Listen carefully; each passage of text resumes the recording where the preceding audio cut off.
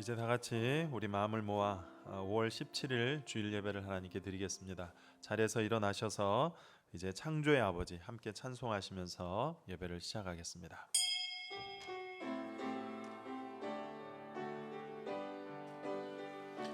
주 영광 역임하사 열방량의 그 빛 비추소서. 주의 얼굴 구할 때 주의 향기 머무소서. 주 영광 역임하사 열방량의 그 빛 비추소서. 주의 얼굴 구할 때 주의 향기 머무소서. 여호와께 감사하고 그의 이름을 불러 아뢰며 그가 하는 일을 만민 중에 알게 할지어다. 그에게 노래하며 그를 찬양하며 그의 모든 기이한 일들을 말할지어다. 그의 거룩한 이름을 자랑하라.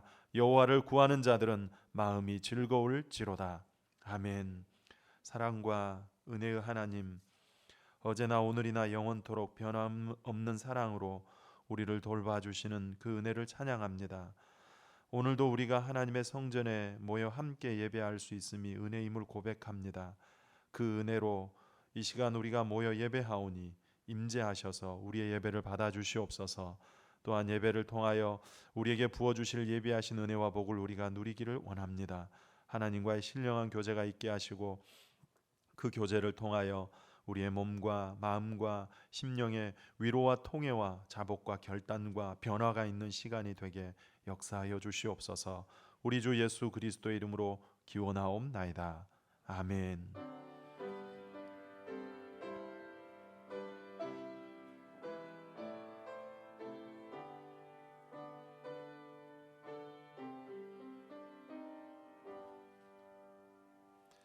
성시교독 14번 교독하겠습니다.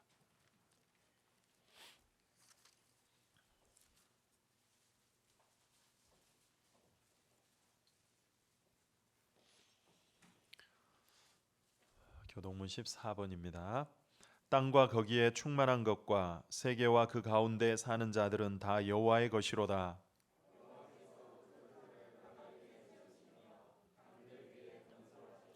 여호와의 산에 오를 자 누구며 그의 거룩한 곳에 설 자가 누구인가?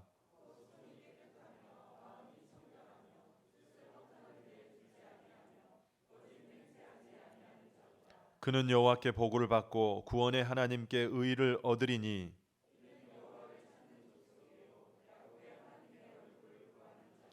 문들아 너희 머리를 들지어다. 영원한 문들아 들릴지어다. 영광의 왕이 들어가시리로다.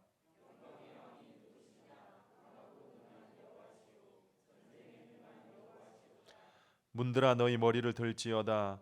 영원한 문들아 들릴지어다. 영광의 왕이 들어가시리로다.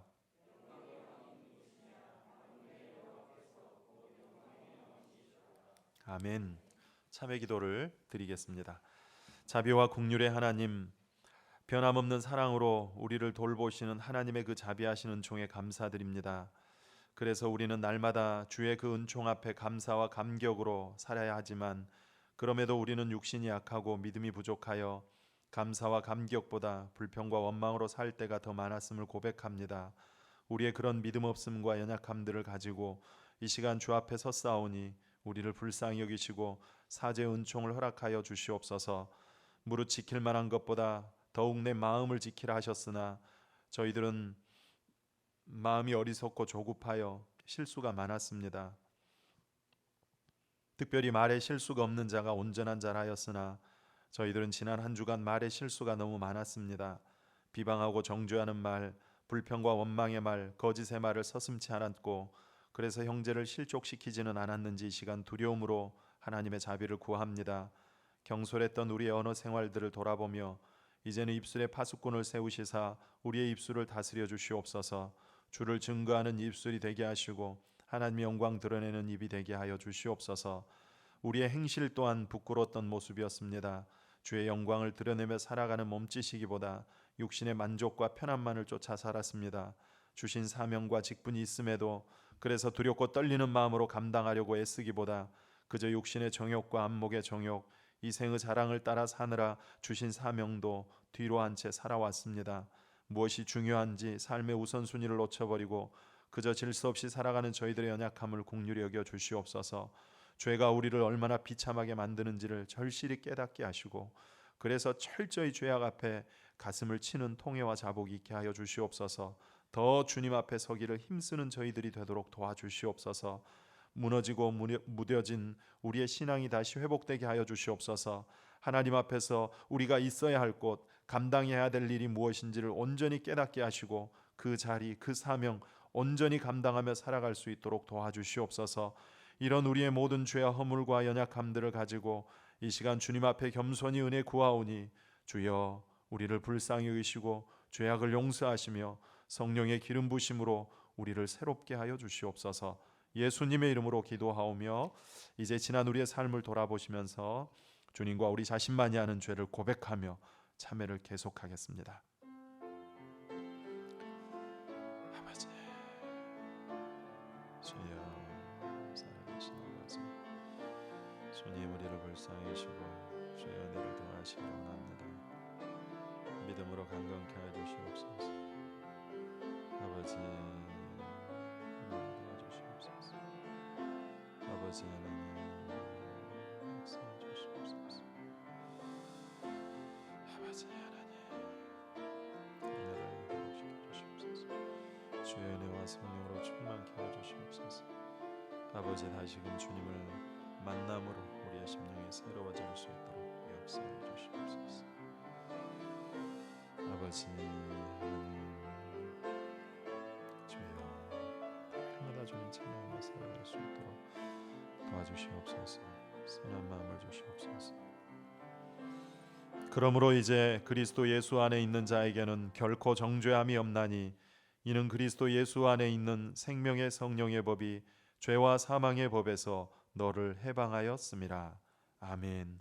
나는 전능하신 아버지 하나님 천지의 창조주를 믿습니다. 나는 그의 유일하신 아들 우리 주 예수 그리스도를 믿습니다.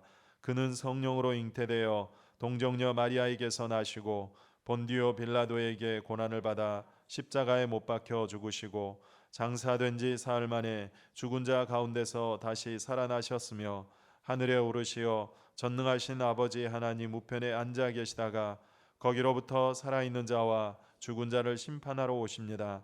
나는 성령을 믿으며 거룩한 공교회와 성도의 교제와 죄를 용서받는 것과 몸의 부활과 영생을 믿습니다. 아멘. 자리에 앉으시기 바랍니다. 312장 찬송하겠습니다.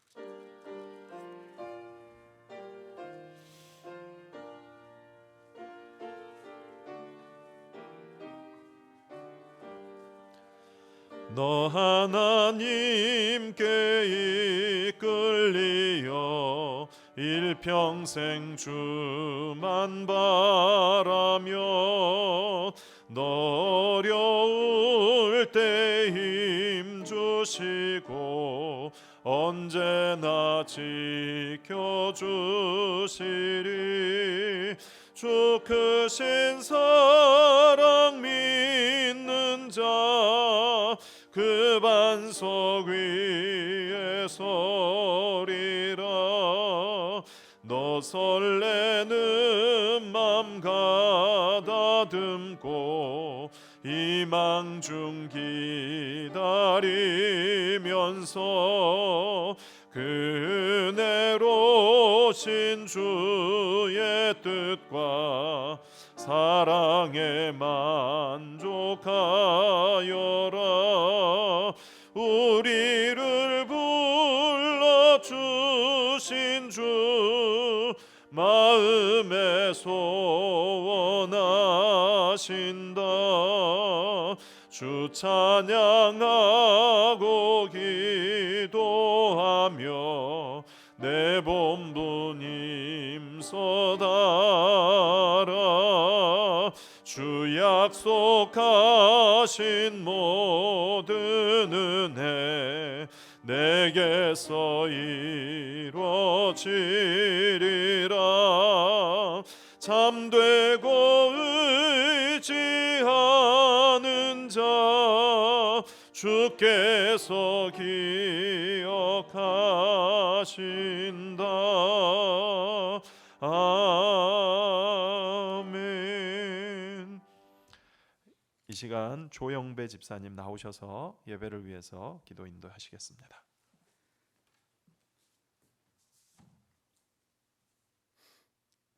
사랑의 하나님, 오늘 이렇게 주일을 맞이하여 저희들이 주의 전에 나와서 하나님께 경배와 찬양을 드릴 수 있게 해주셔서 감사합니다.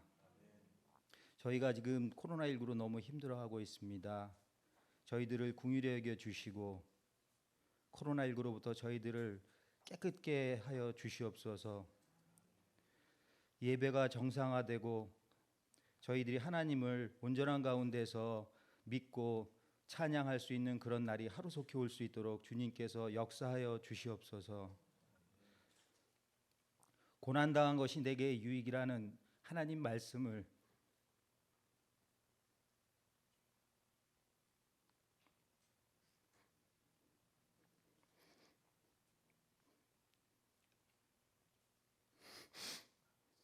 저희들이 깨닫게 해 주시옵소서.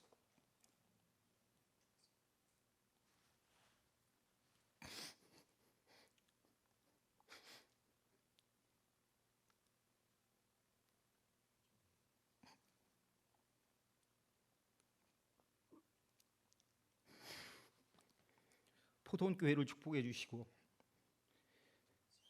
교회 학교를 지켜주시고 부흥시켜 주시옵소서.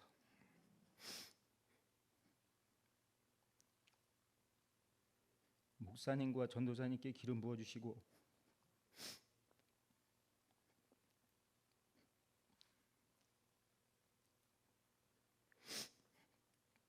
포동교회를 배방지에서 우뚝 세워진 그런 교회가 될 수 있도록 인도하여 주시옵소서. 오늘 예배를 통해서 목사님 말씀을 저희들이 가슴 깊이 새기고 한 주를 살아가는 저희들 될 수 있도록 도와주시옵소서.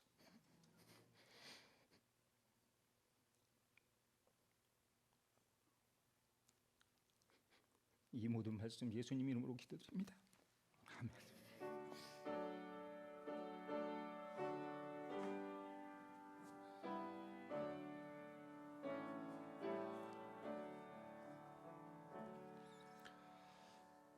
오늘 우리에게 주신 하나님 말씀은 구약 성경 다니엘 7장 말씀이 되겠습니다.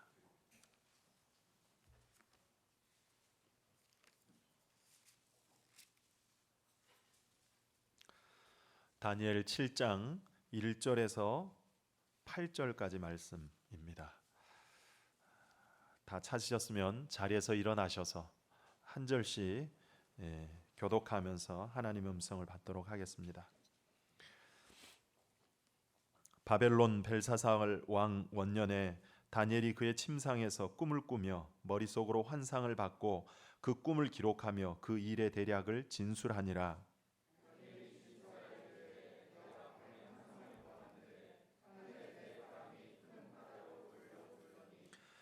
큰 짐승 넷이 바다에서 나왔는데 그 모양이 각각 다르더라.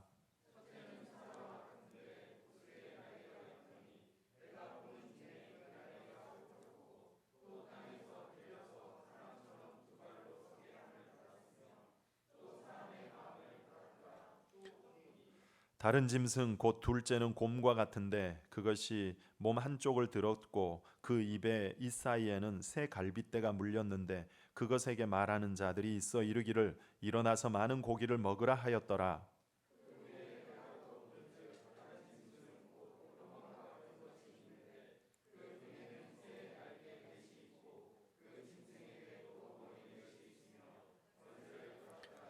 내가 밤 환상 가운데 그 다음에 본 넷째 짐승은 무섭고 놀라우며 또 매우 강하며 또 쇠로 된 큰 이가 있어서 먹고 부서뜨리고 그 나머지를 발로 밟았으며 이 짐승은 전의 모든 짐승과 다르고 또 10뿔이 있더라.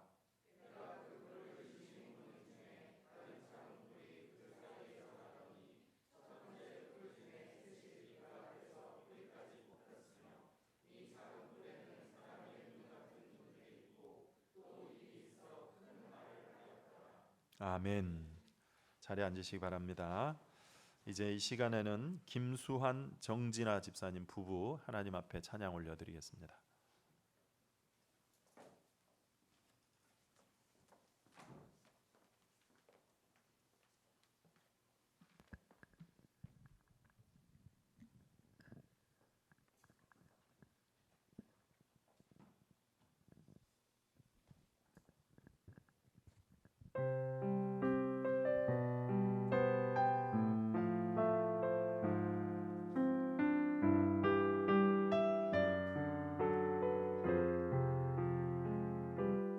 어둠이 지나고 찬빛이 밝아오네.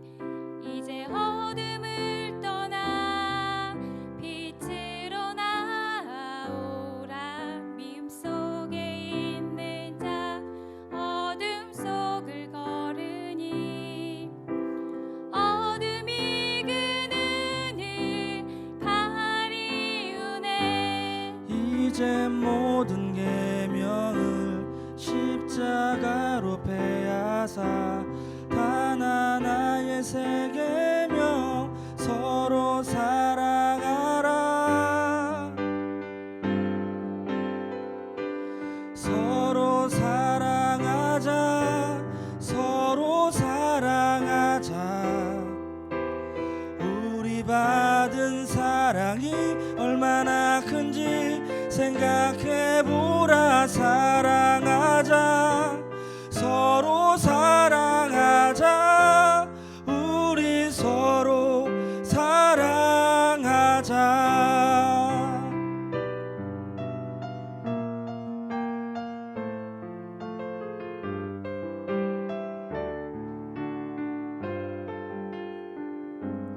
어둠이 지나고 찬빛이 밝아오네.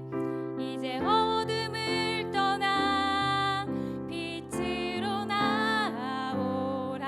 미움 속에 있는 자 어둠 속을 걸으니 어둠이 그 눈을 가리우네.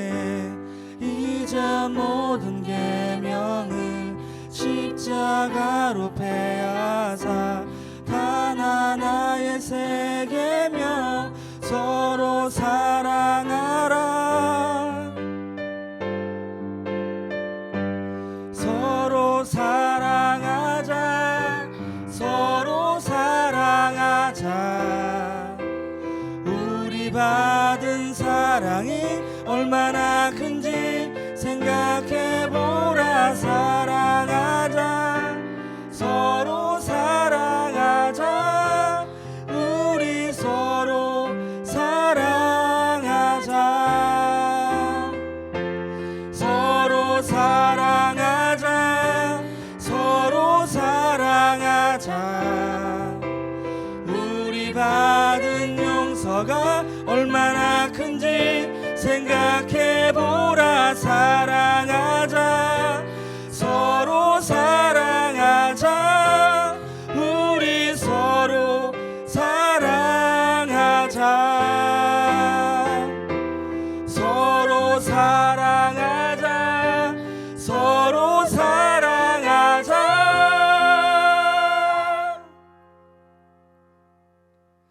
우리 서로 사랑하자.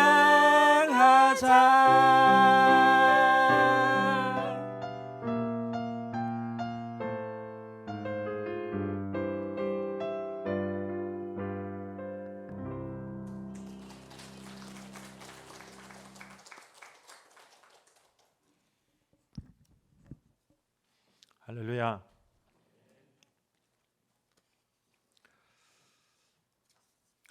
우리가 보는 이 다니엘서는 총 12장으로 되어 있습니다.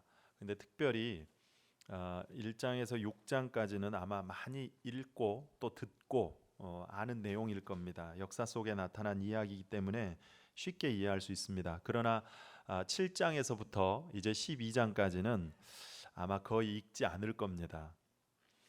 12장 3절 특별히 그 말씀은 많은 사람을 옳은 대로 돌아오게 하는 자는 하늘의 별과 같이 영원토록 빛나리라 하는 이 구절 정도나 아마 그 설교하면서 들어보셨지, 거의 아마 7장에서 12장까지는 또 설교로 많이 다루지를 않습니다. 이유가 뭐냐면 이제 그 4개의 환상으로 이루어져 있거든요. 그런데 그 내용 자체가 요한계시록 같은 수준입니다.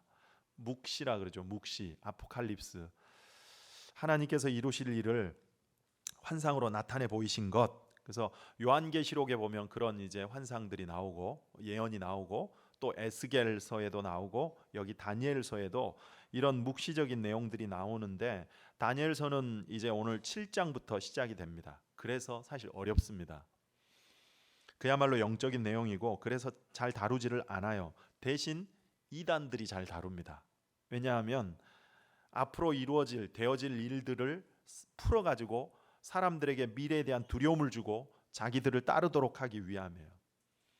이런 식으로 오늘 7장부터는 묵시적인 내용인데 요한계시록이나 에스겔에 나오는 묵시와 공통된 부분이 있습니다. 그래서 참 놀라워요. 왜냐하면 다니엘서는 BC 536년 경에 기록이 됐고 에스겔서 같은 경우는 BC 565년 그때쯤이 기록됐어요. 그리고 요한계시록은 그 뒤로 이제 500년 뒤 AD 90년경에 기록이 됐습니다.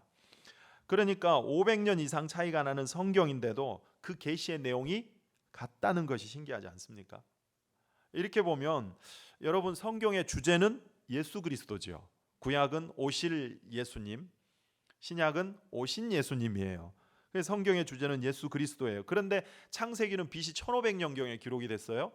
그리고 아까 말씀드린 대로 요한계시록은 AD 90년. 그러니까 창세기에서 요한계시록까지가 약 1600년의 간격이 있단 말이에요. 그러면 지금은 뭐 10년, 100년이면 그때 당시 살았던 사람들의 문화, 가치, 생활 양식 다 다르잖아요. 그런데 1600년 그 간격이 있는데도 그 성경의 주제가 똑같다는 거예요. 그래서 성경이 신령한 책이라는 겁니다. 이거는 사람이 기록한 것이 아니라 성경의 저자는 하나님이시고 그 하나님의 영의 감동을 받은 사람들이 기록한 책이라는 것입니다. 오늘부터 이제 묵시인데 사실 오늘 내용을 알아야 요한계시록을 함께 이해할 수 있고 또 이런 묵시적인 내용들을 우리가 알아야 우리 신앙을 더 견고하게 할 수 있습니다. 그래서 이제 같이 나누면서 봐가지고 어렵다고 반응이 안 좋으면 오늘 끝내고 좋으면 계속 하도록 하겠습니다. 본문에는 이제 네 짐승 환상이 나오는데요. 이 네 짐승은 에스겔 1장에도 나오고 요한계시록 4장에도 나옵니다. 그리고 다니엘 7장에도 나옵니다. 에스겔 1장에는 앞글자만 따가지고 사사소독 그래요. 사람, 사자, 소, 독수리. 그 다음에 요한계시록 4장에는 사송사독, 사람, 송아지, 사자, 독수리 이렇게 나오고 오늘 이제 다니엘 7장에는 사곰표, 뿔 이렇게 하거든요. 한번 보십시오. 첫 번째 짐승은 사자같이 생긴 짐승으로 소개가 됩니다. 4절에 첫째는 사자와 같은데 독수리의 날개가 있더니 내가 보는 중에 그 날개가 뽑혔고 또 땅에서 들려서 사람처럼 두 발로 서게 함을 받았으며 또 사람의 마음을 받았더라. 사자는 아니고 사자같이 생겼대요. 그런데 날개가 있다 그러죠. 그 두 날개가 뽑혔고 두 발로 섰다 그럽니다.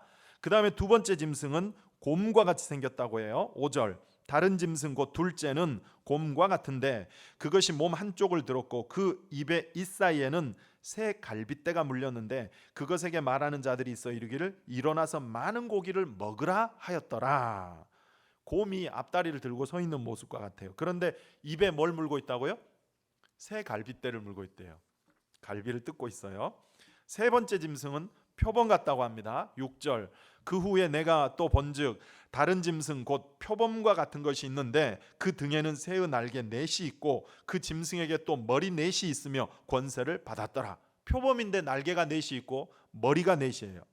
그러니까 전혀 우리가 보지도 못하고 상상하지도 못한 짐승의 모습 아닙니까? 사실 그 모습들이 다 의미를 담고 있는 상징이거든요.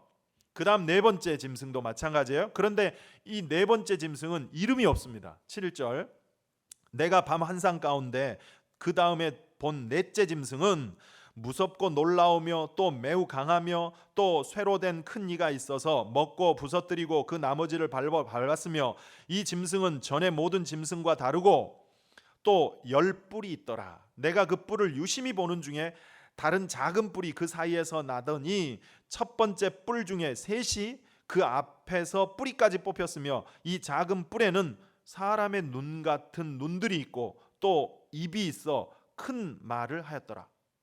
무슨 짐승과 같아요? 무엇과 같더라 이런 짐승에 대한 말이 없어요. 그냥 10개의 뿔이 난 뿔난 10뿔 짐승 이렇게 이름 붙입니다. 그래서 이제 이 다니엘 7장에 나오는 네 짐승을 앞 글자만 따가지고 사, 곰, 표, 뿔, 사자, 곰, 표범, 10뿔 짐승 이렇게 이제 네 짐승의 환상을 보여주신 거예요. 그대로 그리면 뭐 인터넷에 여러분 쳐보시면 나옵니다. 이대로 그린 그림을 한번 보여주세요. 날개 달린 사자, 뒤에는 곰이 이 사이에 갈빗대 3개를 물고 서 있고 그 다음에 우측에는 표범같이 날개 넷이 있고 머리 넷이 있고 저 뒤에는 괴물이죠. 공룡같이 생겼는데 10개의 뿔이 있는데 그 뿔에는 다 눈이 있대요. 눈이 있고 머리가 있고 전혀 우리가 상상할 수 없는 그런 그 괴수와 같은 이런 짐승들의 환상을 보여주신 거예요. 그렇다면 이 환상을 다니엘에게 보여주신 의미가 뭘까 하는 거예요. 전통적으로 해석하는 것은 역사적인 해석입니다. 이 네 짐승은 네 나라를 상징한다는 거예요. 그래서 본문 17절에 보면 그 네 큰 짐승은 세상에 일어날 네 왕이라. 네 왕, 네 나라를 의미한다는 겁니다. 이 당시의 시대적 배경에 가장 가까운 위치에 있었던 네 나라가 이제 바벨론, 그 다음에 메데 바사, 파사, 성경에는 바사라 그러고 그 다음에 헬라, 그리스, 그리고 로마 이렇게 네 나라를 상징하는 거예요. 사자는 바벨론이에요. 실제로 바벨론 그 문장에는 사자가 들어있거든요. 그래서 바벨론을 의미하고 날개 달린 사자같이 강력했다는 것이고 그 다음 곰은 이제 바사예요. 바사, 페르시아. 새 갈빗대를 입에 물었는데 일어나서 많은 고기를 먹어라. 이거는 헬라가 그때 당시에 이제 그 엄청난 정복을 하고 세력을 넓혀가고 그런 큰 세 나라를 정복한다는 겁니다. 입에 갈빗대 3개를 물었다는 것은 이 세 큰 나라 애굽, 아수르, 바벨론 이 세 나라를 삼킨다는 거예요. 실제로 그렇게 정복을 하죠. 바사가 그걸 보여주는 거고 그 다음에 세 번째는 표범인데 이거는 헬라, 그리스입니다.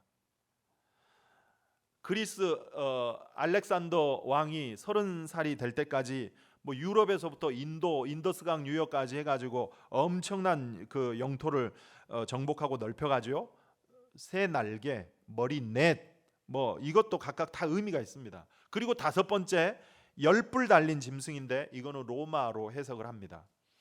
이게 이제 전통적으로 하는 해석이에요. 그런데 이거를 조금 더 확대해가지고 지금 오늘날 뭐 현대 시대에 보면 이 네 짐승이 미국, 중국, 러시아, 일본이다. 뭐 이렇게 해석을 하기도 하고 또 10뿔 달린 짐승은 EU 연합국이다. 뭐 이렇게 이제 해석을 하는데 좀 비약인 것 같습니다. 그거는. 이렇게 네 짐승을 소개하고 그다음 13절에 보면 그다음에 이제 예수님에 대해서 언급을 하고 있습니다. 13절 내가 또 밤에 환상 중에 보니 인자 같은 이가 예수님이죠. 인자 같은 이가 하늘 구름을 타고 와서 옛적부터 항상 계신 이에게 누구예요? 성부 하나님에게 나아가 그 앞으로 인도되매. 여기에 예수님을 인자 같은 이라고 표현하는데 종말론에서는 예수님을 표현할 때 인자라고 표현하는 것은 이 오스카 쿨만이라는 그 신학자의 주장대로 하면 100% 심판주로서의 그 모습이라 그랬죠. 인자로 표현하는 거는. 실제로 신약 성경에 보면 예수님이 그러죠. 인자가 온 것은 그러면서 당신을 심판주로서 표현하셨고, 요한계시록에도 보면 심판하실 예수 그리스도를 드러낼 때 인자라고 표현을 하거든요. 어쨌든 인자 같으니, 즉 심판주로 오신 예수 그리스도가 그 내 짐승, 무시무시한 권세를 가지고 있는 내 짐승을 꺾고 옛적부터 계시니 성부 하나님 앞에 인도된대요. 즉 최종 승리자가 된다. 이게 이제 전통적인 해석입니다. 근데 저는 이 묵시적인 내용을 하나하나 해석하는 것도 물론 중요하지만, 그래서 이 그 짐승들의 뭐 날개가 왜 4개고 머리가 4개고 열뿔이 뭐고 그 뿔에 눈이 뭐고 입이 뭐고 이런 하나하나 좀 그 세부적인 상징의 의미가 뭔지 그걸 다루는 것도 물론 필요하겠지만, 조금 더 크게 넓게 봐서 이 4짐승은 이 세상의 권세, 세상의 권력으로 보는 거예요. 다시 말해서 세상 권세, 마귀의 세력을 뜻하는 겁니다. 2절에 보세요. 다니엘이 진술하여 이르되 내가 밤에 환상을 보았는데 하늘에 네 바람이 큰 바다로 몰려 불더니, 하늘에 네 바람이 바다로 몰려 불었대요. 성경에서 4라는 숫자는 세상의 숫자입니다. 동서남북을 가리치죠. 그래서 네 바람이 불었다는 것은 동서남북, 즉 온 세상을 뜻하는 거예요. 온 세상에 동서남북의 그 네 바람이 큰 바다로 몰려 불었대요. 그러니까 세상의 모든 권세들이 바다로 모였다는 거예요. 그리고 그 바다에서 큰 짐승 넷이 나오잖아요. 그러니까 네 짐승도 동서남북, 즉 온 세상의 권세자들, 세력들, 세상의 힘을 상징하는 것입니다. 실제로 에베소서 6장 12절에 보면 하나님의 전신갑주를 입으라 그러면서 뭐라고 하냐면 우리의 씨름은 혈과 육에 상대하는 것이 아니요. 그 다음 보면 4가지를 얘기해요. 첫째, 통치자들과, 둘째, 권세들과, 셋째, 이 어둠의 세상 주관자들과, 넷째, 하늘에 있는 악의 영들을 상대함이라. 4가지죠. 그러니까 동서남북 온 세상의 힘이라는 것입니다. 자, 그런데 그 바다에서 나왔다 그러는데 성경에는 바다는 항상 좋은 게 나오지 않습니다. 바다는 사탄의 소굴로 그렇게 많이 묘사를 합니다. 바다는 죄와 혼돈과 무질서와 어둠의 세력 이런 걸 뜻해요. 말하자면 사탄의 소굴이에요. 창세기 1장에 하나님의 천지 창조에 보면 땅이 혼돈하고 공허하며 흑암이 깊음 위에 있고 하나님의 영은 수면 위에 운행하더라 그러죠. 즉 혼돈 위에 움직였다는 거예요. 그 혼돈 위에 하나님께서 천지 창조를 하시면서 첫째 선포하셨던 말씀이 뭐예요? 빛이 있으라 그러셨죠. 빛이 있으라 그랬더니 그 혼돈과 무질서의 땅에 빛이 임하니까 이제 그런 그 혼돈과 무질서와 악한 세력들이 물러가고 질서가 잡히기 시작해요. 그게 창조의 시작이에요. 그러니까 하나님의 창조의 빛이 우리에게 임하면 우리도 우리 안에 있는 모든 무질서와 혼란이 떠나가고 질서가 잡히게 되는 거예요. 저는 이게 예수 믿는 복이라고 봅니다. 여러분, 빛이 신약 성경에는 예수 그리스도지요. 나는 세상의 빛이라 그랬잖아요. 그러므로 예수 그리스도의 빛이 우리 가운데 임하면 우리의 무질서한 삶도, 무질서한 정신도, 내면도 비로소 질서가 잡히게 돼요. 혼란과 무질서가 떠나가게 됩니다.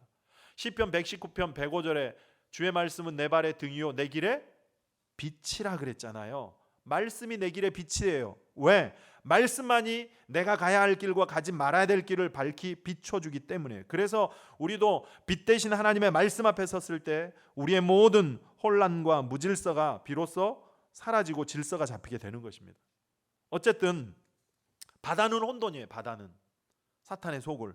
계시록에도 보면, 요한계시록에 보면 13장에 바다에서 한 짐승이 나오는데 10뿔 달린 머리가 7인 짐승이 나옵니다.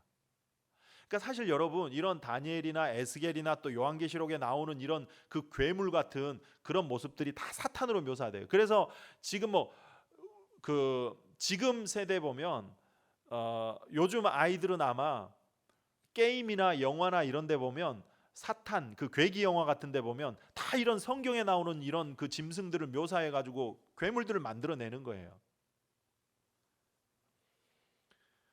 요한계시록 13장에 보면 10뿔 달린 머리가 7인 짐승이 나와요. 그런데 그 머리에마다 신성 모독하는 이름들이 있다 그러거든요. 즉 그리스도를 대적하기 위해서 나오는 사탄 적그리스도를 의미하는 겁니다. 바다에서 나왔대요. 그래서 바다를 사탄의 소굴로 보는 거예요. 그 바다에서 리워야단이 나오고 또 용이 나오고 그러거든요. 그 소굴에 오늘 본문에는 네 짐승, 즉 온 세상을 가리키는 네 짐승의 그 권세들이 나와서 이제 영향을 미친다는 것입니다. 이게 이제 오늘 네 짐승 환상이에요. 이런 식으로 좀 크게 간단하게 해석해 보고 싶습니다. 자, 그러면 네 짐승 환상인데 여러분 짐승과 사람의 차이가 뭐죠? 하나님께서 사람을 만드실 때 흙으로 빚으시고 그 코에 사람은 생기를 불어넣으셔 그게 생명이 됐다 그랬죠. 영적인 존재가 됐다는 겁니다. 그래서 인간은 하나님과의 교제가 가능해요. 영이신 하나님과의 교제가 가능해요. 하나님과 관계를 맺을 수가 있어요. 그게 뭐죠? 예배입니다. 예배. 그러니까 반대로 짐승이란 뭐냐? 하나님과 관계가 깨진 상태를 말하는 거예요. 짐승은 하나님과의 교제가 있을 수가 없다는 것입니다. 그러므로 하나님과의 그런 관계가 없는 권력, 그건 짐승 같은 권력이겠죠. 하나님과 관계가 없고 교제가 없는 인생이다 그러면 그 인생은 결국 짐승과 같은 인생이라는 것입니다. 그런 인생이, 짐승 같은 인생이 인간다워질 수 있는 길은 하나님과의 교제를 통해서예요. 그 교제가 있을 때 하나님이 우리를 보고 그러시겠죠. 야, 참 좋다. 보시기에 좋았더라. 그러시겠잖아요. 그래서 우리는 이 땅에 사는 동안 하나님과의 그 교제, 하나님과의 관계를 늘 바르게 하고 살아야 되는 것입니다. 그 일에 힘써야 되는 것이에요. 그것이 하나님 보시기에 가장 아름다운 인간다운 삶을 살아가는 것입니다. 그래서 성도는 예배의 생명을 걸어야 되는 겁니다. 예배가 무너지면 내 영이 힘을 잃고 내 삶이 짐승다워져 간다. 예배가 살아야 하나님과의 교제 속에서 힘을 얻고 내 영이 살고 하나님의 뜻을 알고 그 뜻대로 살아갈 힘과 능력을 공급받는 거예요. 그래서 예배에 힘써야 됩니다. 예배 생명을 걸어야 돼요. 여러분 예배의 소중함을 알고 평생토록 예배 소홀함이 없기를 바라고 예배에 관한 타협하지도 마시고 생명 걸고 예배 생활에 힘쓰시기 바랍니다. 예배가 우리 성도의 가장 큰 축복이고 마귀를 싸워 이기는 힘이에요. 오늘 네 짐승 세상의 권세, 힘으로 상징하고 있잖아요. 그런데 네 짐승으로 묘사한다는 것은 이렇게 그 사탄이 그 모습을 시대마다 그 모습을 바꿔간다는 거예요.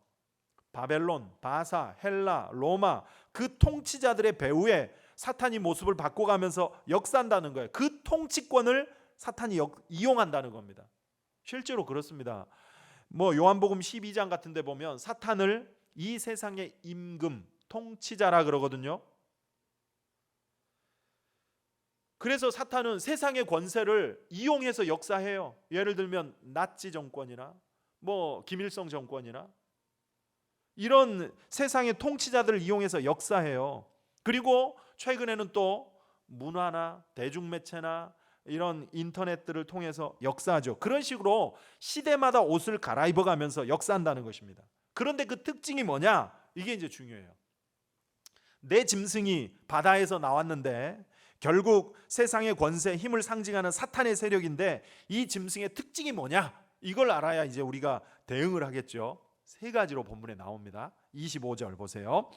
그가 장차 지극히 높으신 이를 말로 대적하며 또 지극히 높으신 이의 성도를 괴롭게 할 것이며 그가 또 때와 법을 고치고자 할 것이며 성도들은 그의 손에 붙임받아 한 때와 두 때와 반 때를 지내리라. 자, 여기에 보면 세 가지 그 세상 권세 사탄의 세력의 특징을 말씀하고 있는데 첫 번째 특징이 뭐라고요? 지극히 높으신 이를 말로 대적하며. 이게 첫 번째예요. 지극히 높으신 이가 누구죠? 하나님이죠. 그 하나님을 대적한대요. 그런데 대적한데 무엇으로 대적한다?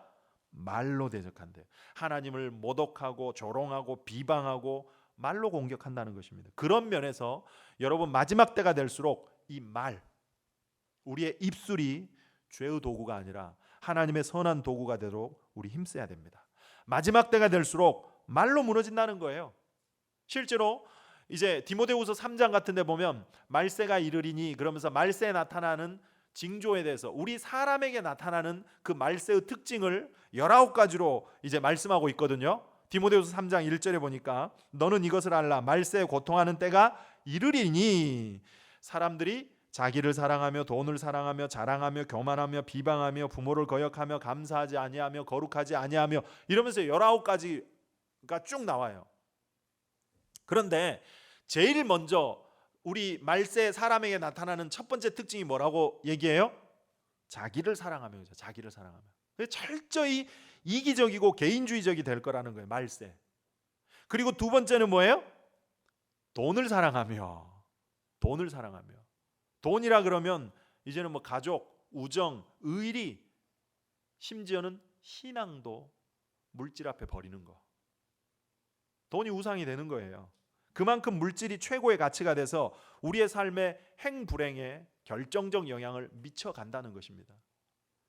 그런데 중요한 거는 첫 번째, 두 번째도 보니까 자기를 사랑하며 돈을 사랑하며. 무슨 말이에요? 또 뒤에 4절에 가면 쾌락을 사랑하기를 하나님 사랑하는 것보다 더하며. 무슨 얘기예요? 말세에는 사랑을 하는데 사랑의 방향과 내용이 잘못된다는 것입니다. 악한 마귀가 우리로 하여금 내가 사랑해야 될 대상, 사랑해야 될 방향, 사랑해야 될 내용을 혼란케 만들어 버려요. 그래서 내 사람이 아닌 다른 사람을 사랑하게 만드는 거, 그 뭐예요? 불륜이죠, 불륜. 이런 게 넘쳐난다는 겁니다. 학생이 공부를 사랑하고 꿈을 사랑하고 해야 되는데 그래야 공부를 하고 꿈을 쫓을 건데 세상의 쾌락을 사랑하게 만들어 버려요. 그래서 꿈과 비전을 놓쳐버리게 만드는 것입니다. 그리스도인이 하나님을 사랑하는 것이 아니라 세상을 사랑하게 만들어 버려요. 실제로 디모데후서 4장 같은 데 보면 대만은 세상을 사랑하여 데살로니가로 가버렸고 그러죠. 그러니까 하나님을 사랑해야 될 나의 사랑의 대상과 방향을 바꿔버리는 거예요. 이게 말세의 사탄의 이제 그 특징이라는 것입니다. 그래서 잘 믿고 헌신하던 성도가 세상을 사랑하여 신앙 버리고 간다는 거예요. 유대인들이 해석하는 십계명을 보면 십계명에는 이제 세 관계, 우리 인간이 자기 자신을 중심으로 맺고 살아가는 세 가지 관계의 대상이 있다고 그렇게 해요. 1계명에서 3계명까지는 하나님에 관한 계명, 그리고 4계명 5, 6, 7계명은 인간에 관한, 이웃에 관한 계명이고, 그 다음에 8, 9, 10계명은 물질에 관한 계명이에요.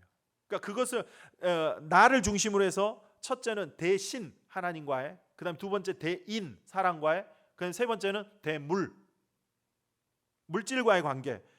이렇게 세 가지 관계가 있는데 이 세 가지만 잘하면 된다는 거예요. 그런데 마귀는, 사탄은 이 세 가지 관계를 깨뜨리는 존재라는 것입니다. 그래서 우리의 삶을 망친다는 거예요.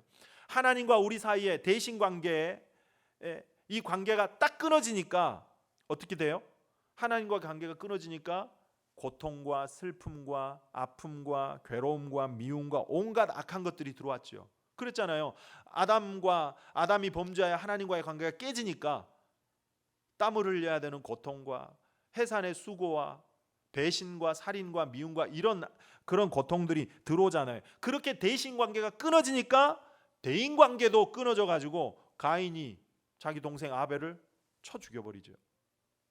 대물 관계도 끊어져 가지고 땅이 저주를 받잖아요. 엉겅퀴를 내고. 이런 모든 끊어진 것들을 회복하는 날이 안식일이에요. 안식일. 대신 관계, 예배를 통하여 하나님과의 교제를 이루고 관계를 회복하는 거예요. 대인 관계, 성도와의 교제를 회복하고 또 이웃과의 회복을 이루고 그걸 코이노니아라 그러죠. 그리고 대물 관계, 안식일에 우리가 하나님 앞에 예물을 드리며 예배하며 그 물질에 대한 회복을 이루는 거예요. 그래서 주일은, 안식일은 이런 깨진 관계들을 회복시키는 날이기 때문에 안식일, 주일이, 예배가 우리에게 너무너무 중요한 거예요.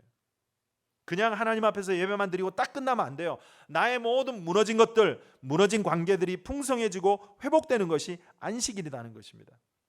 그런데 이 모든 것을 깨뜨리는 것이 뭐라고요? 세상의 힘으로 상징하는 사탄이라는 겁니다. 우리가 사랑해야 될 대상과 그 사랑의 대상과 방향을 바꿔버려요. 하나님 사랑하는 것으로부터 시작해야 되는데 그 사랑의 대상과 방향을 혼란케 만들어버려요. 그래서 하나님 사랑하는 것이 아니라 무시하게 만들어버리고, 사람을 사랑해야 되는데 오히려 사람을 이용해 먹고, 반대로 물질은 우리의 수단이고 도구 아니에요? 가치를 나타내는 수단이잖아요. 그런데 그 물질 자체가 목적이 되게 만들어버리고 물질을 사랑하게 해버려요. 그래서 이렇게 반대적인 삶을 살게 해서 뒤죽박죽 혼란한 무질서한 인생이 되게 만들어버린다는 것입니다. 그런 면에서 믿음이라는 게 뭐겠습니까? 그런 뒤죽박죽 얽혀있는 혼란한 인생의 질서를 바로 잡아주는 것이 믿음이에요. 믿음이 들어가면 내가 사랑해야 될 대상이 누구이고 무엇이며 나의 사랑의 방향이 어디를 향해 있어야 될지를 명확하게 알게 해줍니다. 그래서 혼란 속에 살아가는 우리 인생이 질서를 잡게 돼요. 그게 믿음이고 신앙이에요. 그래서 예배가 살아야 돼요. 하나님과의 교제가 회복돼야 된다는 것입니다. 자, 그런데 아까 디모데후서 3장에 보면 말세의 특징, 첫 번째가 자기를 사랑하고 두 번째 돈을 사랑하며, 그랬는데 그 다음이 뭐냐면 자랑하며 비방하며 교만하며, 공통점이 뭐예요? 말로 하는 거죠.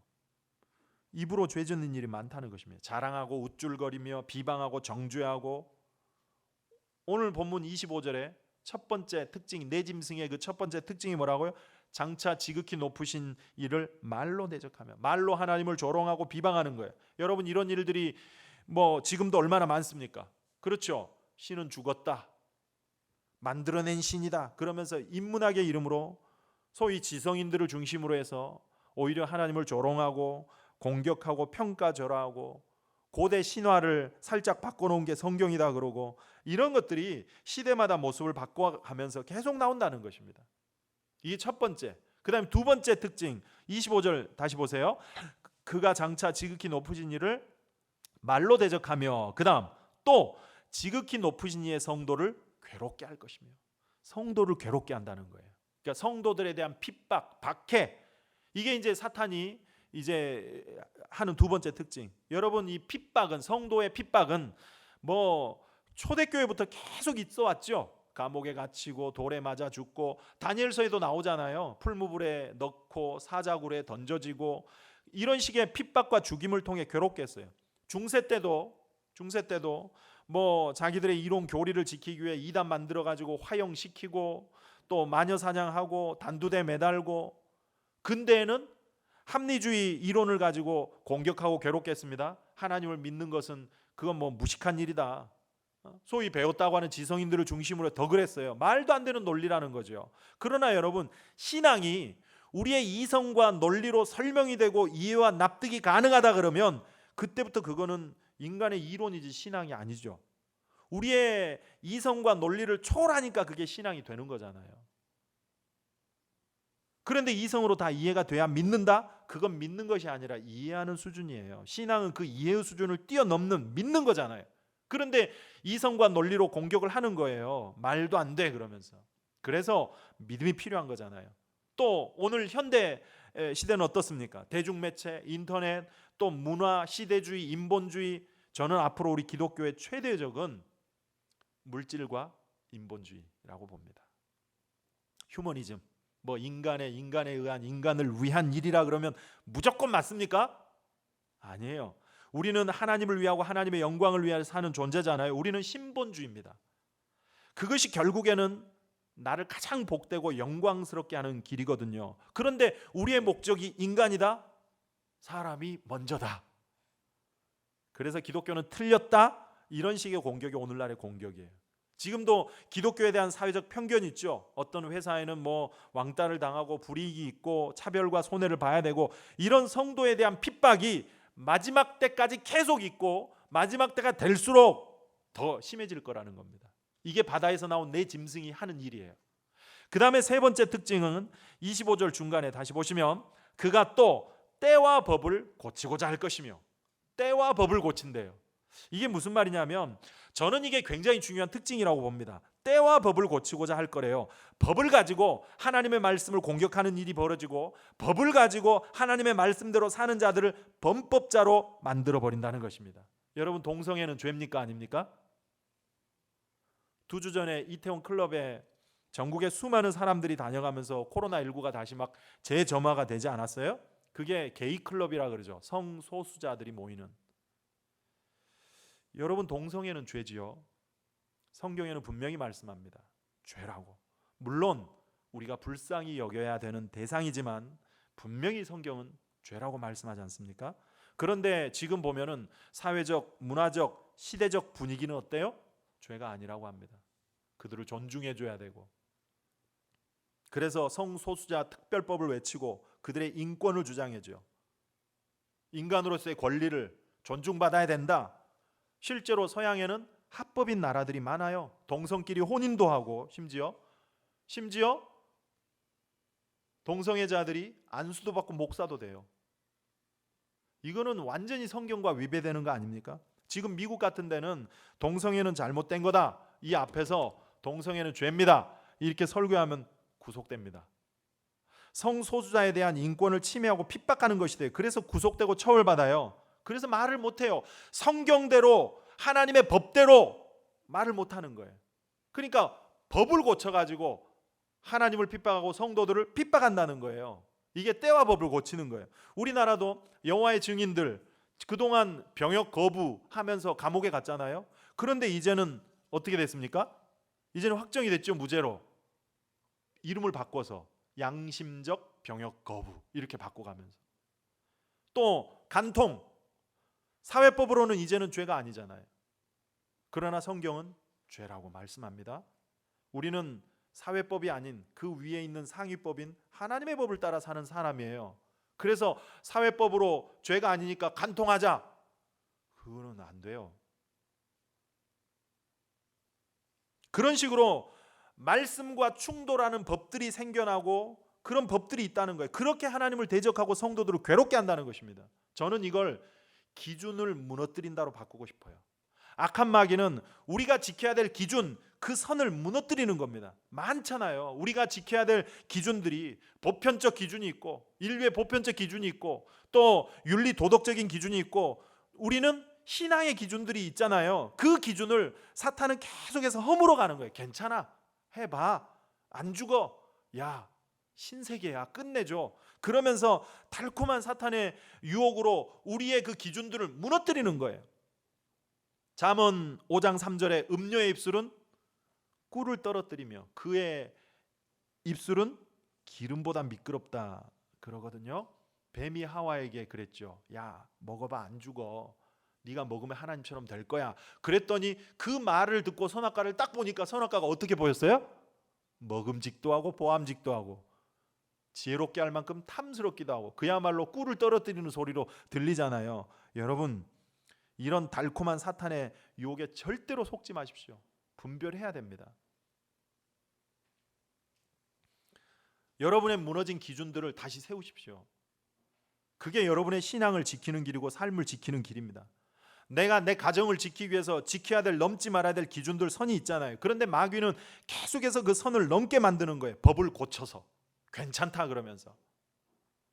그리고 때와 법을 고친다 할 때 때를 고친다 그러죠. 때. 이거는 하나님의 명령과 율법을 따라 지키는 때와 절기를 바꾸고 왜곡시켜 버린다는 것입니다. 예를 들면 호주의 대표적인 축제, 그러면 마디그라스라는 축제 아세요? 그것 보려고 호주 여행 가는 사람들 많잖아요. 심지어 젊은이들도 신혼여행을 마디그라스 축제에 맞춰가지고 신혼여행을 가는 사람들도 있습니다. 그게 뭔지도 모르고. 그게 게이 축제거든요. 우리나라 서울에서 퀴어 축제 하잖아요. 동성애자들이. 브라질의 삼바 축제를 합니다. 여러분, 이 삼바 축제가 어떻게 생겨난 건지 아세요? 원래는 이 삼바 카니발이 사순절을 시작하는 제의 수요일 앞에 3일이에요. 이제 뒷날이 되면 40일 동안 금식하면서 금욕하면서 주님의 십자가를 묵상하는 기간이 시작되는 거잖아요. 그때는 금식하고 금욕하는 거예요. 특별히 고기를 안 먹었어요. 그래서 앞으로 40일 동안 금식, 금욕해야 되니까 3일 전에 왕창 먹자. 이게 삼바 카니발이에요. 그래서 생긴 게 카니발이. 앞으로 못 먹을 고기를 먼저 미리 우리가 좀 실컷 먹고, 그리고 이제 주의 십자가를 묵상하며 고난에 동참하자, 이런 취지로 만들어진 거거든요. 그런데 오히려 주객이 전도된 거죠. 그냥 왕창 먹고 즐기자, 이게 돼버린 거예요. 고기를 실컷 먹다 보니까 고기만 먹어집니까? 술도 마셔야 되고, 술을 마시니까 뭐 가만히 있습니까? 흔들어야 되고, 흔드니까 어떻게 돼요? 얼마나 문란해집니까? 주님의 십자가를 묵상하는 제의 수요일 사순절을 앞에 두고 그야말로 온갖 추잡하고 문란한 시간을 갖는 거예요. 그게 더 좋다는 겁니다. 그래서 그 뒤에 있는 사순절에 주의 십자가는 사라져버리고 그 앞에 문란한 3일을 축제로 그냥 보내는 거 아니에요? 변질된, 이게 삼바 축제예요. 이렇게 때를 고쳐 바꿔버리는 것입니다. 미국에도 헬로윈 축제 있죠. 이 헬로윈 축제가 원래는 성자의 날이에요. 성자의 날. 성자의 날에 마귀를 멸하자, 그런 취지거든요. 그래서 성자의 날 바로 전날 온갖 귀신들 다 나와라. 그래가지고 성자의 날에 그 귀신들을 다 멸한다는 거예요. 그런데 귀신들 나와. 그러니까 이제 그 귀신들을 뭐라기 위해서 나와. 그러니까 사람들이 다 귀신 복장을 하고 나왔더니 그게 더 재밌는 거예요. 그래서 그게 축제가 돼버렸잖아요. 귀신을 멸하는 것은 없어져 버리고 오히려 귀신 분장을 하고 즐기는 거예요. 때를 바꾸고 법을 고친다는 것입니다. 마귀가 이렇게 바꿔버리는 거예요. 우리의 삶에 옳은 것을 그른 것으로, 그른 것을 옳은 것으로, 중요한 것을 덜 중요하게, 덜 중요한 것을 더 중요하게, 이렇게 바꿔버린다는 것입니다. 그래서 우리가 붙들어야 될 인류의 어떤 보편 사회적 가치, 또 신앙인들이 붙들어야 될 신앙의 가치, 도덕적 가치, 이런 기준들, 체계들을 무너뜨려 버리는 거예요. 그런 면에서 우리는 무너진 우리의 삶의 기준들을 바르게 세워야 됩니다. 크리스마스도 보십시오. 앞으로도 할 거예요. 예수님이 주인공이잖아요. 그런데 오늘날 크리스마스는 너무너무 상업적으로 변질돼 가고 있잖아요. 그래서 예수님은 사라져 버리고 오히려 뭐 산타, 캐롤, 선물, 이런 것으로 바꿔버려요. 때와 법을 바꿔버린다는 것입니다. 이게 사실은 그 뒤에 배후에 마귀가 역사하여 때와 법을 바꿔서 우리를 괴롭게 하고 핍박하는 거예요. 이게 마귀가 하는 일이라는 것입니다. 자, 그런데 그렇게 네 짐승이 나와서 세 가지의 그런 이제 특징, 성도들을 괴롭히는데 다니엘서에는 걱정할 것이 없대요. 왜냐? 그런 세상 권세, 사탄의 권세가 커서 하나님을 대적하고 성도들을 괴롭힌다 해도 그 기간이 나오죠. 얼마로? 25절 끝에 보니까 한때, 두때, 반때를 지내리라. 그렇게 하나님을 모독하고 때와 법을 바꿔 성도들을 핍박하는 것이 한때, 두때, 반때 동안 그렇게 할 거라는 거예요. 그러나 이 말은 바꿔보면 제한적이라는 거죠. 제한적이라는 거. 영원하지 않다는 거예요. 한때, 두때, 반때라고 하는 그 때가 정해져 있다는 거예요. 제한적이라는 것입니다. 이게 이제 요한계시록에도 나와요. 한때, 두때, 반때. 그래서 학자들은 한때, 두때, 반때가 과연 얼마냐, 얼마의 기간이냐, 이것을 막 해석을 합니다만, 기간이 얼마냐보다도 정해진 때가 있다는 제한적이라는 거에 좀 초점을 맞추고 싶어요. 영원하지 않다는 거예요. 아무리 그 네 짐승이 크고 뭐 권세가 크고 무섭다 할지라도, 그래서 성도들을 괴롭게 핍박한다 할지라도 그거는 제한적이다. 한시적이라는 거예요. 그렇다면 성도들인 우리가 해야 될 일은 뭐냐? 믿음 붙들고 인내함으로 이기라는 거예요. 끝까지 믿음 지키라는 겁니다. 왜? 세상 나라는 그렇게 힘과 권세가 있고 그 힘이 또 여러 형태로 시대마다 변하여 지속되고 성도들을 괴롭게 하지만 그거는 한때, 두때, 반때까지일 뿐이고,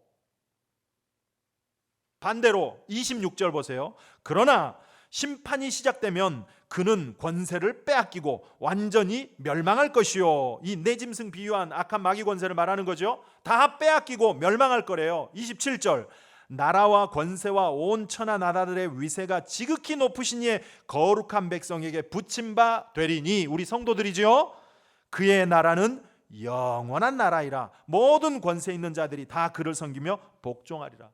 우리 성도들의 나라, 하나님의 나라는 영원할 거라는 겁니다. 이걸 지금 다니엘이 이 환상을 통해서 하는 메시지가 뭐예요? 지금 1차 독자는 누굽니까? 다니엘서 1차 독자들은 바벨론의 포로로 끌려가 있는 그 포로의 고난 속에 있는 백성들이잖아요. 그러니까 너희들이 이 포로의 고난 속에 세상의 권세들로부터 바벨론이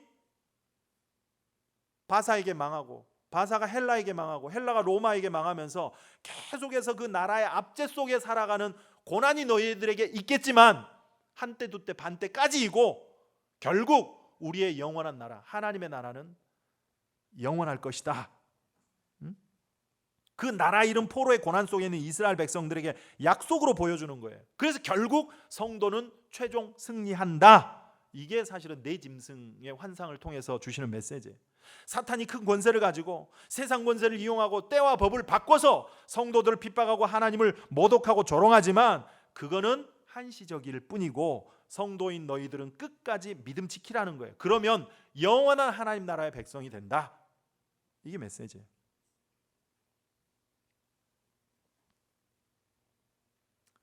마귀의 본질을 보여주죠.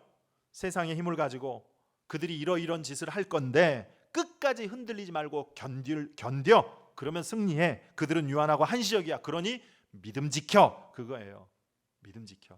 그러니까 결국 내 환상의 메시지인 본문을 통해서 저는 강조하고 싶은 게, 글쎄요, 제가 묵상하면서 하나님께서 여러분에게 강조하기를 원하시는 건 뭐냐면 결국 믿음 지키라는 거예요. 믿음. 여러분, 악한 마귀는 계속해서 우리의 무엇을 빼앗으려고 해요? 믿음을 빼앗으려고 하죠. 우리의 믿음을, 우리의 마음을 흔들고 믿음을 저버리게 만들어요. 말세가 될수록 더 심해집니다. 베드로전서 5장 8절, 근신하라 깨어라 너희 대적 마귀가 우는 사자같이 두루다니며 삼킬 자를 찾나니 너희 믿음을 굳건하게 하여 그를 대적하라. 이는 세상에 있는 너희 형제들도 독일한 고난을 당하는 줄을 알미라. 우는 사자같이 삼킬 자를 찾는데요. 그러므로 믿음을 굳게 하래요. 10절, 모든 은혜의 하나님 곧 그리스도 안에서 너희를 부르사 자기의 영원한 영광에 들어가게 하시니가. 여기도 영원한 나라라고 말씀하죠. 그 다음, 잠깐 고난을 당한 너희를. 그러니까 우리가 세상 권세들로부터 고난을 당해도 그거는 잠깐, 한시적이라는 거예요. 그리고 하나님 나라는 영원하기에 그 하나님 나라를 소망하면서 믿음을 굳건하게 지키고 인내하고 이기라는 거예요. 뭐라 그래요? 친히 온전하게 하시며 굳건하게 하시며 강하게 하시며 털을 견고하게 하시리라. 주님 의지하면서 살라는 거예요. 믿음 지키면서 살라는 거예요. 이게 베드로전서 5장의 말씀이거든요. 이게 오늘 우리 본문 다니엘 7장의 내 짐승의 환상을 통해서 주시는 메시지입니다. 나라를 잃고 포로로 끌려간 고난 속에 있는 이스라엘에게 이거는 한시적이니까 결국 성도의 최종 승리인 영원한 나라 소망하면서 믿음 지키라는 거예요. 이 메시지를 듣고 다니엘이 어떻게 했느냐? 마지막 28절, 그 말이 이에 그친지라 나 다니엘은 중심에 번민하였으며 내 얼굴빛이 변하였으나. 깜짝 놀랐겠죠. 악한 마귀 권세의 역사를 보여주니까 얼마나 놀랍고 두려웠겠어요. 그래서 중심이 번민하고 얼굴빛이 변했대요. 그러나 어떻게 해요? 내가 이 일을 마음에 간직하였더라. 두려웠지만 그 말씀을 마음에 새겼대요. 새겼대. 그래서 그 말씀 붙들고 살아감으로 끝까지 승리하는 모습으로 설 수 있었다는 것입니다. 믿음 지켰다는 거예요. 이런 의미에서 오늘 결론, 뭘 강조하는 말씀이라고요? 믿음 지키라는 거예요. 믿음. 세상에 어떤 권세가 우리를 공격해도, 어떤 고난이 있고, 여러분의 삶에 어떤 고난이 있다 할지라도 그 고난은 영원하지 않습니다. 반드시 끝나는 때가 있어요. 그러니 잠깐의 그 고난 앞에 물론 힘겹겠지만 그러나 낙심하지 마시고 영원할 하나님의 나라를 소망하면서 끝까지 믿음 지키십시오. 우리는 믿음으로 사는 존재죠. 결국 성도는 믿음으로 사는 존재예요. 그 믿음이 우리의 삶을 승리하게 만들어요. 로마서 1장 17절, 복음에는 하나님의 의가 나타나서 믿음으로 믿음에 이르게 하나니 기록된 바 오직 의인은 믿음으로 말미암아 살리라. 이게 사실은 구약성경 하박국서의 주제거든요. 하박국 2장 4절에 보라 그의 마음은 교만하며 그 속에서 정직하지 못하나 의인은 그의 믿음으로 말미암아 살리라. 사실 하박국서에도 보면 부조리하고 부패한 그 백성들을 향하여 하박국이 하나님께 질문하는 거예요. 하나님, 패역한 이 백성을 왜 가만히 지켜보고 있습니까? 빨리 어떻게 해서라도 좀 정신 차리게 해주셔야죠. 그랬더니 하나님 뭐라 그래요? 가만히 있어. 내가 저 북방의 민족을 들어서 패역한 너희 백성들 칠 거야. 그랬더니 하박국이 따지는 거예요. 아니 우리보다 더 패역한 민족을 들어 쓰시면 어떻게 됩니까? 그러니까 하나님 뭐라 그래요? 기다려봐. 결국 그들도 내가 심판할 거야. 그러니 너희들은 믿고 기다려. 의인은 믿음으로 사는 거야. 그게 하박국서의 주제거든요. 이거를 로마서 또 히브리서에서 이제 인용한 거거든요. 여러분 성도는 믿음으로 살아가는 존재고 그 믿음으로 승리하는 줄 믿습니다. 그러므로 믿음 지키십시오. 결국 마지막 때 성도의 싸움은 믿음 지키는 싸움이에요. 그도 그럴 것이 끝까지 믿음 지킨다고 하는 것이 결코 쉬운 일이 아니거든요. 살펴봤잖아요. 때와 법을 고쳐 하나님을 대적하고 성도들을 괴롭게 한다고. 디모데전서 1장 19절에 보니까 믿음과 착한 양심을 가지라. 어떤 이들은 이 양심을 버렸고 그 믿음에 관하여 파선하였느니라. 믿음 지키는 게 쉽지 않다는 거예요. 실제로 믿음에서 파선한 사람들이 있기 때문에 우리에게 이런 말씀하는 거 아니에요? 성경에 보면 마지막에 가서 믿음 저버린 사람들 얼마나 많습니까? 디모데후서 4장에 보니까 노 사도가 된 사도 바울이 인생의 마지막에 이런 고백을 해요. 4장 7절 나는 선한 싸움을 싸우고 달려갈 길을 마치고 믿음을 지켰으니. 저는 이 말씀을 읽을 때마다 이 구절을 읽을 때마다 마음이 뭉클해져요. 그리고 사도 바울이 너무 부럽습니다.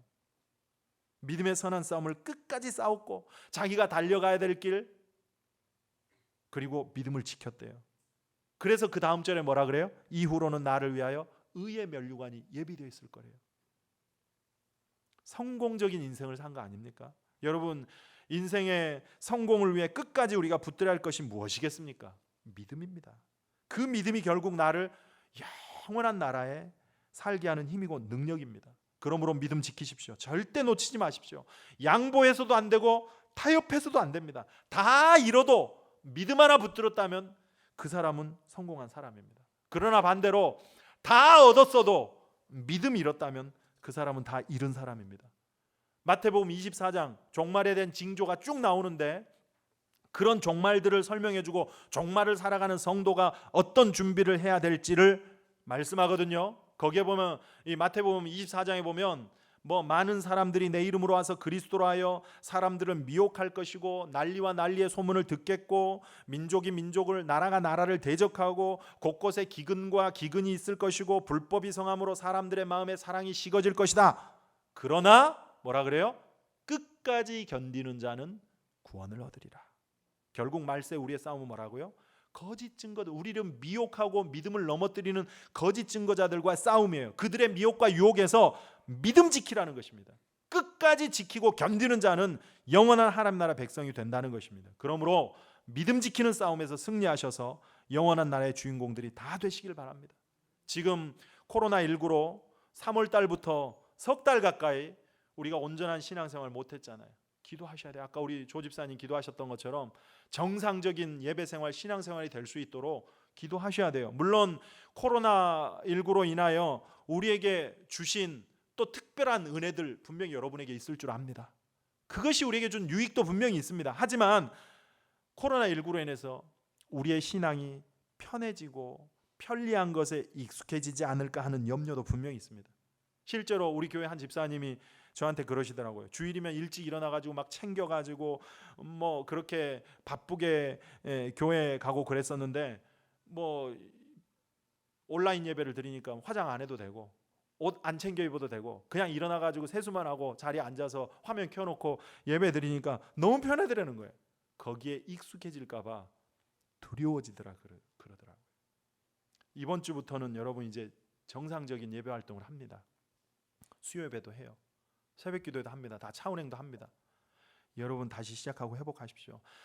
신앙생활을 편하게 하려고 그러면 절대 온전히 할 수 없어요. 뭐든지 힘들게 하는 것이 보람이 있고 힘들게 할 때 열매가 있어요. 신앙생활도 마찬가지예요. 여러분 신앙생활에 힘들고 피곤하고 부담스럽게 하는 것이 여러분에게 유익이 돼요. 편하게 신앙생활하면 절대 남는 거 없습니다. 수고하고 노력하시고 부담감이 있어야 되고 적당한 긴장감도 있어야 돼요. 그렇지 않으면 온전한 신앙생활하기 어려워요. 성장하기 어렵고 발전도 없어요. 거룩한 부담감으로 여러분을 치시고 다시금 잃어버린 은혜, 식어진 믿음 회복하시고 영적 싸움에서 승리함으로 영원한 나라의 주인공들이 다 되시기를 바랍니다. 바랍니다. 한번 우리 찬송하고 기도하도록 하겠습니다. 세상 흔들리고 사람들은 변해도 시대마다 그 권력과 또 힘들이 변하여 하나님을 모독하고 성도들을 핍박한다 할지라도 나는 믿음 붙들고 살겠습니다. 성도는 믿음으로 삽니다. 우리의 고백을 한번 드리며 찬양합시다.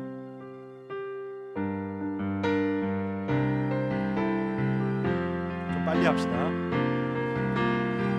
세상은 들리고 사람들은 변하여도 나는 주를 섬기리.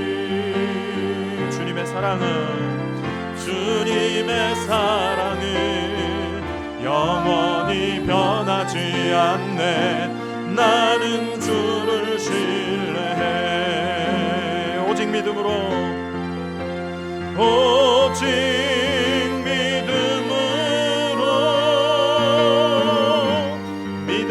내가 살리라. 오직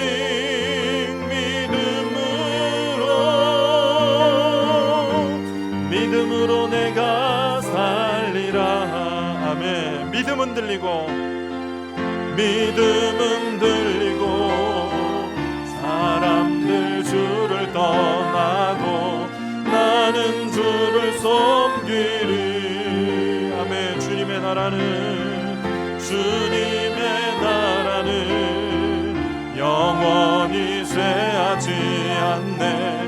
나는 주를 신뢰해. 아멘. 고백합시다. 오직 믿음으로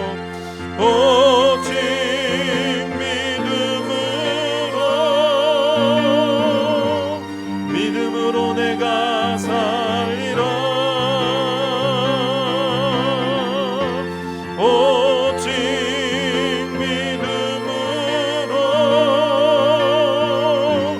믿음으로 내가 살리라.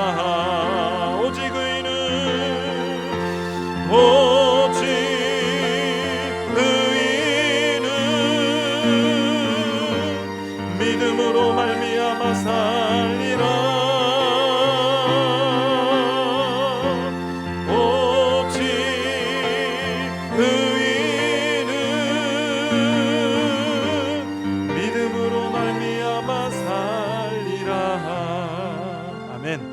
시간 기도하실 때 우리의 믿음을 위해서 한번 같이 기도하십시다. 코로나19로 혹시 나태해지고 느슨해지고 식어지진 않았는지 다시금 우리의 믿음의 끈을 조여매고 그 열심을 회복할 수 있도록 기도하십시다. 그리고 혼란과 무질서 가운데 살아가는 우리의 삶에 질서가 있게 해달라고, 무엇이 중요한지 삶의 우선순위를 분명히 하고 살아갈 수 있도록 말씀의 빛을 비춰주시라고, 그리스도의 빛이 우리의 마음에 임하여 주시라고 기도하십시다. 이를 위해서 더욱 예배 소람이 없게 해달라고, 생명을 거는 예배 생활을 통해서 우리에게 필요한 모든 은혜, 지혜와 능력, 힘을 얻게 하시고 하나님의 뜻 가운데 살아가는 삶이 될 수 있도록 도와달라고 한번 믿음을 위해서 생각나시는 대로 소리내서 같이 기도하도록 하겠습니다. 함께 기도하겠습니다. 할렐루야. 살아계신 하나님 아버지, 주의 은혜를 감사합니다. 주의 이 시간에도 우리가 하나님 앞에 은혜를 구합니다. 주여, 우리의 믿음 없음을 불쌍히 주시옵소서. 행여라도 아버지 우리의 믿음이 느슨해지고 은혜를 놓쳐버려서 무뎌지고 무너진 믿음으로 주님 앞에 서 있는 성도들 있지 않습니까? 주여, 우리를 불쌍히 주옵소서. 하나님, 우리의 믿음을 강건하게 하시옵소서. 우리의 믿음을 굳건하게 하시옵소서. 아버지, 코로나19로 인하여 식어진 믿음을 다시금 회복시켜 주시고 열심과 열정을 가지고 주님 섬기며 살아갈 수 있도록 도와주옵소서. 삶에 무엇이 중요한지 우선순위를 분명히 할 수 있도록 말씀의 빛을 비춰 주시옵소서. 예배 소람이 없게 해 주시고 예배의 생명을 거는 아버지 하나님 우리들이 되게 하셔서 그 예배를 통하여 삶에 필요한 모든 힘과 능력과 은혜를 공급받고 살아갈 수 있도록 도와주시옵소서. 무엇보다도 삶에 어려움이 있고 난관이 있다 할지라도 영원한 하나님 나라를 소망하고 바라보게 하시고, 그래서 믿음이 잃지 않게 하옵소서. 때와 법을 바꿔가며 그렇게 우리를 핍박하고 하나님을 모독하는 세상의 권세가 크다 할지라도 우리의 중심이 오신 여호와 하나님을 바라보게 하시고 좌우로 치우침이 없게 하여 주시옵소서. 아버지여, 다시금 우리의 느슨해진 믿음의 끈을 조여매게 하시고 거룩한 부담감으로, 영적 긴장감으로 다시 은혜를 회복할 수 있도록 주여 도와주시옵소서. 이 시간 하나님 앞에 기도하는 주의 성도들을 불쌍히 주시고 성령으로 기름 부어주셔서 우리의 마음을 새롭게 하시옵소서. 우리의 믿음을 굳건하게 하시옵소서. 뜨겁게 하시옵소서. 아버지 하나님 앞에 거룩한 부담감으로 영적 긴장감을 놓치지 말게 하시고 다시금 내 아버지와 심령을 쳐서 하나님 앞에 설 수 있도록 주여 도와주옵소서. 하나님 역사하시옵소서. 주님 은혜 내려주시옵소서. 살아계신 아버지 하나님, 이 시간 말씀을 통하여 우리의 믿음을 다시 깨워주시니 감사합니다. 특별히 코로나19로 식어지고 나태해지고 느슨해져 있진 않는지 다시 우리의 믿음을 돌아보고 하나님의 은혜를 구하오니 주여 말씀의 빛을 비춰주셔서 우리가 무엇을 사랑하고 어디에 우리의 삶의 방향을 두고 살아야 될지를 분명히 알게 하여 주시옵소서. 무엇보다도 하나님과의 교제와 관계를 더 깊이 하기를 원합니다. 그래서 예배 소홀함이 없게 하시고 생명을 거는 예배 생활을 통하여 우리에게 필요한 모든 은혜와 지혜와 능력과 힘을 얻게 하여 주시고 하나님의 뜻 가운데 살아갈 수 있도록 도와주시옵소서. 무엇보다도 삶에 어떤 어려움이 있고 난관이 있다 할지라도 영원한 하나님 나라 바라보며 믿음 잃지 않게 하여 주시옵소서. 때와 법을 바꿔가며 그렇게 우리를 괴롭히고 핍박해도 우리의 중심이 오직 영원한 하나님을 소망하고 좌로우로 치우침이 없이 살아가는 저희들이 될 수 있도록 도와주시옵소서. 하나님, 이 시간 다시금 우리의 마음에 거룩한 부담감을 주시옵소서. 영적인 긴장감을 가지고 노력과 수고를 가지고 느슨해진 믿음의 끈을 조여매고 하나님 앞에 설 수 있도록 도와주시옵소서. 그래서 믿음 가지고 영적 싸움에서 승리함으로 영원한 나라의 주인공들이 다 되게 하여 주시옵소서. 우리 주 예수 그리스도의 이름으로 기도하옵나이다. 아멘. 하나님 앞에 봉헌하시겠습니다.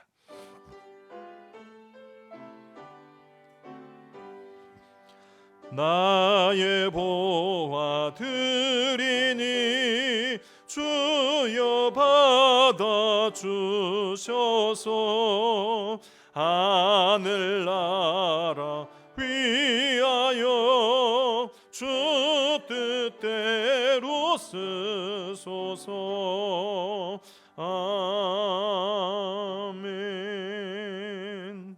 하나님 아버지, 주의 은혜를 감사합니다.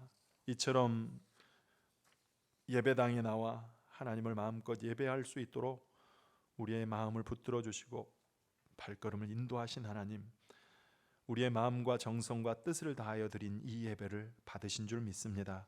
특별히 또 빈손으로 오지 않고 저마다 예물을 준비하여 함께 주께 올려드리오니 이 예물을 받아주시옵소서. 허락하신 일터에서 땀 흘려 일하여 얻은 소득 주의 것인 줄 알고 믿음으로 결단하여 11조 예물을 드립니다. 온전한 그 11조를 주께서 기뻐 받으시고 드린 것보다 더 넘치는 은혜와 복으로 채워 주시옵소서. 감사의 마음을 담아 감사 예물을 드리며 성경헌금, 구제헌금, 건축헌금 그리고 1,000번제헌금과 주정헌금 함께 하나님 앞에 드립니다. 이 예물에 담긴 우리의 마음과 정성과 간절한 소원을 주께서 기억하시고 하늘의 신령한 복으로 땅의 기름진 복으로 채우시고 갚아 주시옵소서. 우리 포돈교회를 사랑하시는 주님, 우리 교회가 늘 영원한 하나님의 나라를 바라보고 아버지 그 나라를 소망하며 믿음 가운데 든든히 서가는 교회가 되기를 원합니다. 속한 성도들이 그 믿음으로 승리하게 하여 주시고 성도들의 가정들이 참으로 세상에서 그런 아버지 복음의 영향력을 끼치며 살아가는 복된 가정이 되게 하여 주시옵소서. 자녀들이 잘 되게 하시고 또 우리가 몸담은 곳이 늘 주의 나라가 되어가게 하여 주시옵소서. 삶의 여러 질곡 가운데 은혜를 구하는 성도들이 있습니다. 육신의 질병으로 아파하고 또 수술을 하고 치료와 회복 중에 있는 성도들을 불쌍히 여기시사 치유의 은혜를 허락하여 주시옵소서. 얽혀있는 문제 가운데 있는 성도들에게는 하늘의 지혜를 더하셔서 헤쳐나갈 수 있도록 도와주시고 그 참으로 어려움이 고난이 도리어 우리에게 유익이 될 수 있도록 역사하여 주시옵소서. 예배에 참여하지 못한 흩어진 주의 백성들 기억하시되 어디에 있든지 예배하기를 즐거워하게 하시고 이제 하루빨리 예배당에 나와 함께 성도의 아름다운 교제를 나누며 하나님을 예배할 수 있도록 도와주시옵소서. 학업으로 흩어진 자녀들, 또 직장일로 떠나 있는 자녀들, 군복무 중인 자녀들, 해외 유학 중인 자녀들 어디에 있든지 불꽃 같은 눈으로 지키시고 인도하여 주시옵소서. 특별히 코로나19로 우리의 가정 경제가 많이 위협을 받고 있습니다. 아버지 하나님, 개인 사업장에 큰 어려움들이 있사오니 하루빨리 이 어려움이 타게 될 수 있도록 도와주시사 이제 우리의 생활이 정상되게 하시고 우리의 그 인간의 삶의 질이 다시금 회복될 수 있도록 은혜 내려 주시옵소서. 열방에 드려진 이 바이러스의 재앙이 빨리 종식될 수 있도록 하나님의 방법으로 역사하여 주시옵소서. 주님, 또 이곳 배방 지역에도 천안아산 지역에도 많은 죽어가는 영혼들 주의 교회로 보내주셔서 그 영혼이 하나님으로 인하여 살아나게 하여 주시옵소서. 우리 주 예수 그리스도의 이름으로 기도하옵나이다. 아멘.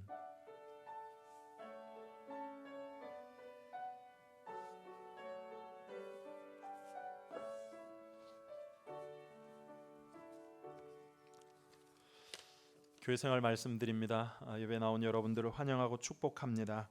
코로나19로 중단됐던 수요 예배와 새벽 기도회를 이제 이번 주부터는 정상적으로 진행을 합니다. 그래서 차량 운행도 종전대로 다 하니까 여러분 이제 예배 생활과 기도 생활에 좀 힘써서 힘써 주시기를 바랍니다. 단 주일날은 오전 예배만 있습니다.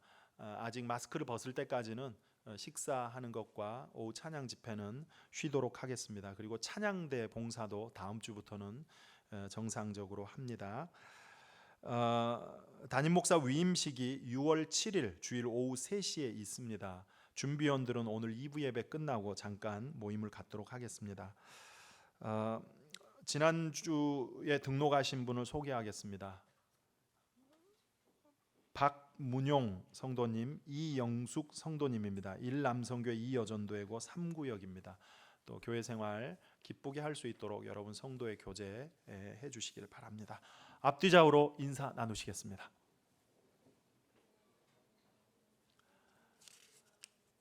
이제 자리에서 일어나셔서 찬송가 336장 1절 찬송하신 후에 축도하고 예배를 마치겠습니다.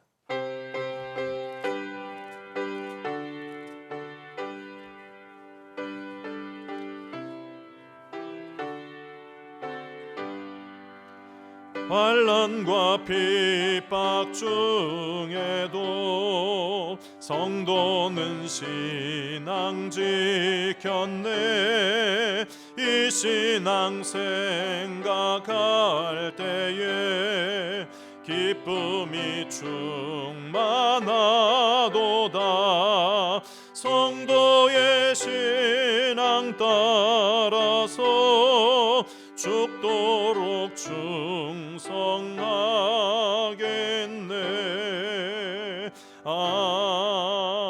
아멘. 기도하겠습니다.